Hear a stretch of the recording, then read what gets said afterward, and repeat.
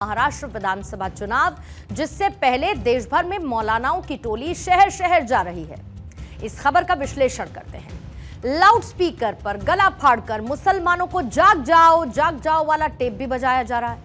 बटोगे तो कटोगे का next episode शुरू हो चुका है। इन मौलानाओं की तकरीरों पर भीड़ भी खूब नारेबाजी कर रही है, लेकिन सवाल ये कि वक्फ संशोधन बिल के विरोध में क्या ये मौलाना पूरा सच बता रहे हैं? दरअसल संसद सत्र से पहले बड़े आंदोलन की तैयारी हो रही है। मुसलमानों से दिल्ली कूच का आह्वान किया गया है। वक्फ एक्ट संशोधन के विरोध में जयपुर में सम्मेलन आयोजित किया गया, जिसमें कई मुस्लिम धर्मगुरुओं ने दिल्ली मार्च की अपील की। तो वहीं वक्फ संशोधन बिल के विरोध में दिल्ली में मुस्लिम कॉन्फ्रेंस बुलाई गई। इस बैठक में मौलानाओं ने मुसलमानों को जमकर भड़काया। पूर्व राज्यसभा सांसद मोहम्मद अदीब ने एक ऐसा बयान दिया जिससे हंगामा शुरू हुआ, और इस मुस्लिम कॉन्फ्रेंस में all India Muslim personal law board के सदर समेत दूसरे पदाधिकारी मौजूद रहे। मंच पर all India Muslim personal law board के सदर खालिद सैफुल्लाह रहमानी के साथ जनरल सेक्रेटरी फजलुर रहीम मुजाहिदी भी मौजूद थे। लेकिन इस बयान पर किसी ने टोका टाकी नहीं की। इतना ही नहीं, इसी तकरीर में बाबरी मस्जिद का नाम लिए बिना बीजेपी को निशाना बनाया गया।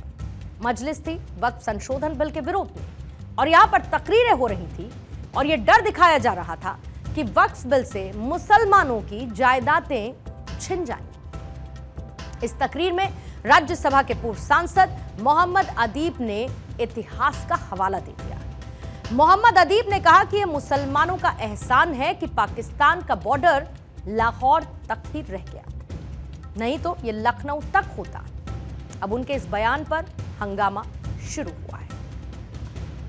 अगर हम जिना के साथ जाते और अगर उस वक्त हम सब मुसलमान जिना के साथ जाते, यह एहसान तो हमारा हुकूमत को मानना चाहिए, तो फिर पाकिस्तान लाहौर तक नहीं लखनऊ तक बनता। हमारा एहसान है, हमने पाकिस्तान को मुख्तसर कर दिया और हमें सजा देते हो, तुम हम पे जुल्म करते हो। अब आपको 24 नवंबर वाली दिल्ली कूच की थ्योरी समझा देती हूं कि आखिर मौलानाओं ने मन से मुसलमानों से दिल्ली में आंदोलन की धमकी क्यों दी। मुसलमानों से अपील का मकसद क्या है? दरअसल 25 नवंबर से संसद का सत्र शुरू हो रहा है और वक्फ बिल के खिलाफ संसद का घेराव करना इन मौलानाओं का मकसद है। कलेक्टर के पास पावर जाने को लेकर मुस्लिम नेता और मौलाना क्यों परेशान हैं? पुराने वक्फ कानून और संशोधित वक्फ बिल को जरा आप समझ लीजिए। मौजूदा कानून की अगर आप बात करेंगे तो वक्फ बोर्ड सर्वे के बाद वक्फ संपत्ति घोषित करता है। मालिक को वक्फ संपत्ति अगर नहीं है, यह साबित करना होता है। और अगर संशोधन के बाद वक्फ बिल की आप बात समझेंगे तो डायरेक्ट प्रॉपर्टी वक्फ घोषित नहीं की जा सकेगी। सरकारी सर्वे, राजस्व रिकॉर्ड से वक्फ का फैसला होगा। इसके अलावा और भी कुछ इसमें अमेंडमेंट्स शामिल हैं। द वक्फ अमेंडमेंट बिल 2024 में ऐसा क्या है जिसको लेकर मौलाना इतने भड़के हैं, जो कि मौलानाओं को इतना ज्यादा चुभ रहा है? मौलानाओं की इन तकरीरों का मतलब क्या है? इसे समझने के लिए वक्फ एक्ट में संशोधन समझ लीजिए, साथ ही वक्फ की प्रॉपर्टी को भी आप जान लीजिए। भारत में 2 वक्फ बोर्ड हैं, सुन्नी वक्फ बोर्ड और शिया वक्फ बोर्ड। रिपोर्ट्स की अगर आप मानेंगे तो भारत के वक्फ बोर्ड के पास इतनी संपत्ति है जितनी किसी देश के वक्फ बोर्ड के पास नहीं है। भारत में वक्फ के पास कुल 8,72,000 प्रॉपर्टीज हैं, जो कि कुल 9.40 लाख एकड़ में फैली हुई है।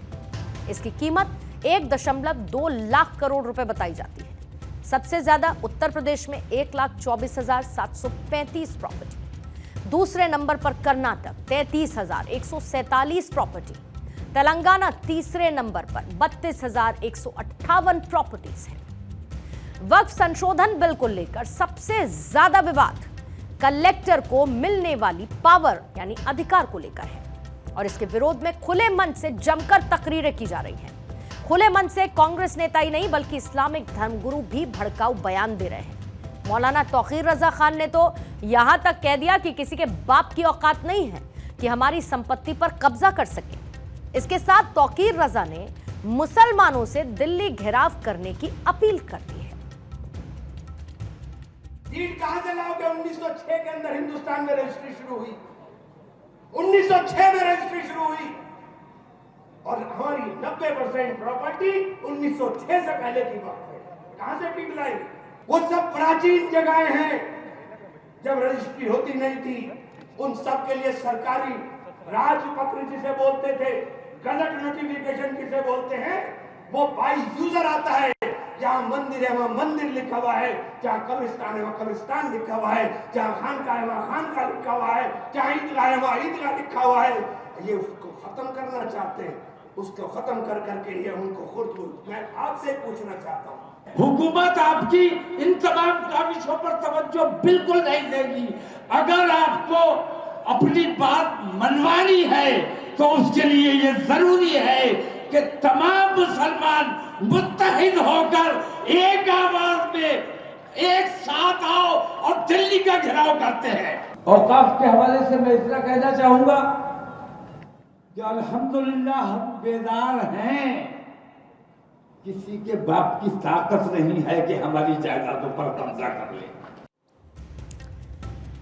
मौलानाओं की परेशानी को कुछ एग्जाम्पल से आप समझ लीजिए। सूरत नगर निगम की इमारत में कई दशकों से म्युनिसिपल कॉर्पोरेशन का ऑफिस चल रहा है, लेकिन कुछ साल पहले वक्फ बोर्ड ने इसे अपनी संपत्ति घोषित कर दिया था। हालांकि वक्फ ट्रिब्यूनल में वक्फ बोर्ड केस हार गया और वक्फ एक्ट के बेजा इस्तेमाल के सैंपल पूरे देश में फैले हुए हैं। गुजरात के बेट द्वारका के 2 द्वीप पर वक्फ बोर्ड अपना दावा कर विवादों में घिर चुका है।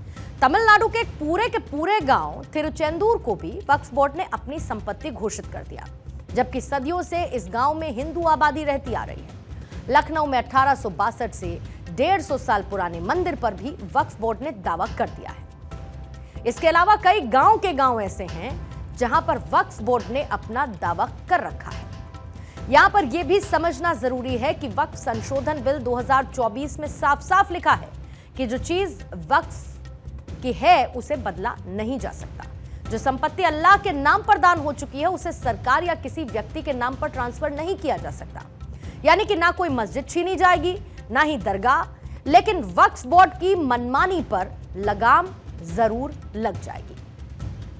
इधर कथावाचक और हिंदू धर्मगुरु देवकीनंदन ठाकुर ने भी 16 नवंबर को अधिक से अधिक संख्या में लोगों को दिल्ली कूच करने की अपील कर दी है। इसके साथ ही सरकार से सनातन बोर्ड के गठन की मांग भी की गई है।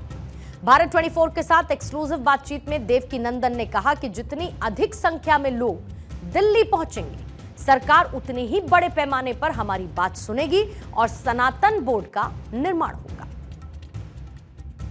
इसलिए चलो, अगर अपनी जान बचानी हो तो दिल्ली चलो, अपना धर्म बचाना हो तो दिल्ली चलो, अपने आप को सुरक्षित रखना हो, अपने आने वाली पीढ़ी को बचाना हो तो दिल्ली चलो।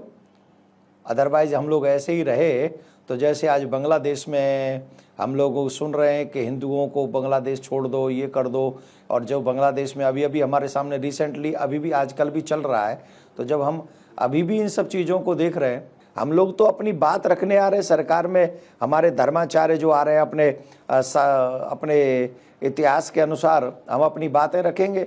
जो आज़ादी के बाद हमारे साथ में हुआ है उन बातों को हम लोग रखेंगे। दरअसल इन दिनों महाराष्ट्र की सियासत में एक नारा छाया हुआ है जिसने पूरे विपक्ष की सेटिंग को बिगाड़ कर रख दिया। बटेंगे तो कटेंगे, यह नारा सियासत की धुरी में टॉप ट्रेंडिंग है। इस एक नारे ने महाराष्ट्र में महाविकास अघाड़ी की गाड़ी को स्लो डाउन कर दिया है। विरोधी खेमा खासकर मुस्लिम नेता भड़के हैं। यह नारा उत्तर प्रदेश के सीएम योगी आदित्यनाथ ने दिया और ये एक नारा विपक्ष की कास्ट केमिस्ट्री पर उस तोड़ की तरह है जिसने सारे के सारे समीकरण तोड़ दिए हैं। फॉर्मूला सिंपल है, बटना नहीं है, एकजुट रहना है।